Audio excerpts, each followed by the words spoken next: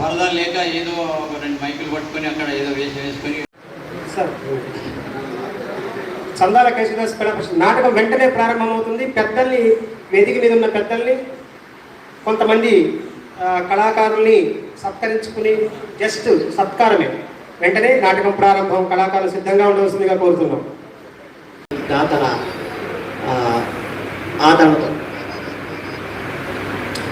ఈ కార్యక్రమానికి సందర్భంగా మనకి పిలవగానే విచ్చేసినటువంటి మా బార్ అసోసియేషన్ అధ్యక్షులు ఎడ్లపల్లి రమేష్ గారు మరియు member bar council Shri Mandapu Srinivasarao garu, న్యాయవాదుల జేఏసీ నాయకులు ఇచ్చాల తిరుమలరావు గారు, మన వ్యాఖ్యాత నెల వెన్నెల రవీందర్ గారికి స్వాగతం, సుస్వాగతం.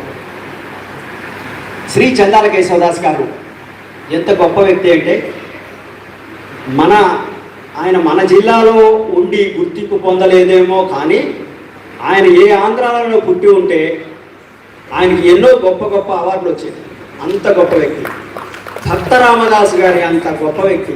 కానీ ఎందుకు ఆయన సాహిత్యం ఎందుకు మరుగున పడిపోయింది, ఎందుకు ఇది కాలంలో ఎందుకు మనం మర్చిపోతున్నాం? ఆయన మర్చిపోకుండా ఉండటానికి ఆయన రచనల్ని, ఆయన నాటకాలని, ఇదో 40 ఏళ్ల క్రితమే ఆయన నాటకాలని, కనకతార నాటకాన్ని కొన్ని వందల నాటకాలని ఆడటం జరిగింది.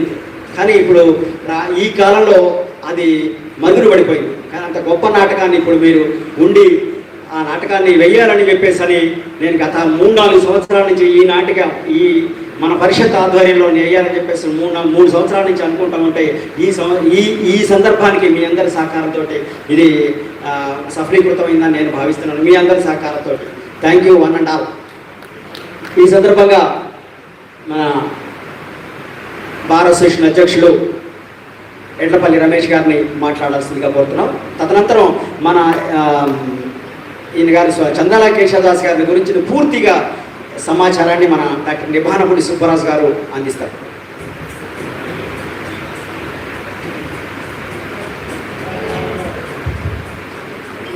అందరికీ నమస్కారం. ఈ కార్యక్రమానికి అధ్యక్షత వహించిన కొండపల్లి జగన్ గారికి మరియు bar council member Shri Mandapu Srinivasarao గారికి, జేఎస్ చైర్మన్ తిరుమలరావు గారికి, సుబ్బరాజు గారికి, రవీంద్ర గారికి, ఈ నాటకాన్ని చూడడానికి వచ్చే ప్రేక్షకులకి, మరియు ఈరోజు ఈ కార్యక్రమం రావడం నేను ఇదే మొదటిసారి. ఎప్పుడు కూడా ఈ నాటక కార్యక్రమాలు చిన్నప్పుడు పల్లెటూరులో చూసేవాడిని. చందాల కేశవరావు గారి గురించి మాట్లాడేంత స్థాయి నాకు లేదు.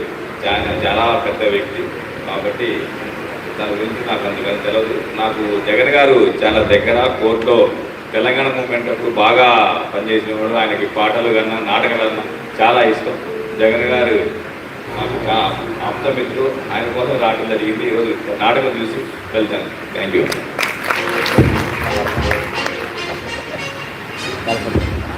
థ్యాంక్ యూ ఎడ్లపల్లి గారు. ముందుగా అసలు మన చందాల కేశవదాస్ గారి గురించి మనం తెలుసుకోవాల్సిన అంశాలు చాలా ఉన్నాయి. ఆయన గారి పేరు మీద ఈ రాష్ట్ర ప్రభుత్వాన్ని మనం డిమాండ్ చేయాల్సింది ఏంటంటే, ఈ పౌరాణిక నాటకోత్సవం ఆ దినాన్ని ఆయన గారి పుట్టినరోజున చేయాలని చెప్పేసి మనం ఈ వేదిక నుంచి డిమాండ్ చేయాల్సిన అవసరం ఉంది. వారి గురించి పరిచయం చేయాల్సిందిగా డాక్టర్ నిభానపూడి సుబ్బరాజు గారిని కోరుతున్నాం. అధ్యక్షుల వారికి, వేదిక మీద ఉన్న పెద్దలకు, సభాధ్యక్షులకు, సభ ముందు ఉన్నటువంటి ఉద్దండ పండితులైన, రసహృదయులైన, నాటకం చూడటానికి 1000 కళ్ళతో స్ట్రాలు వేసుకుని సిద్ధంగా ఉన్న, నాటకాన్ని జురటానికి సిద్ధంగా ఉన్న మహాశైలారా, శతకోటి నమస్కారాలు మీ అందరికీ.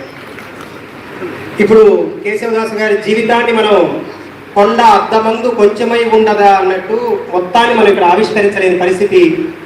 కేశవదాసు గారి గొప్పతనం చెప్పటానికి అరగంట ఉపన్యాసం కన్నా కూడా ఒక్క సీను ఆయన రాసిన కనకతార నాటకం చాలు.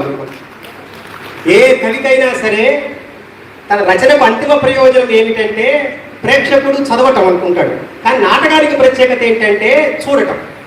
ఏ కవి రచన అయినా సరే చదవాలి, కానీ నాటక రచయిత రచన చదవక్కర్లా, అది చూస్తే చాలు. దానికి చదవవలసినటువంటి చదువు అనేటువంటి క్వాలిఫికేషన్ కూడా చూసేవాడికి అవసరం లేదు.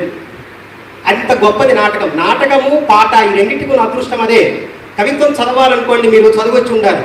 కవిత్వం యొక్క గొప్పతనం తెలిసి ఉండాలి, దాంట్లో ఉన్న మర్మాలు తెలిసి ఉండాలి. కానీ నాటకం చూసి ఆనందించటానికి ఏ క్వాలిఫికేషన్ అవసరం లేదు. అందుకే నాటకాంతం హి సాహిత్యం అని అన్నాడు.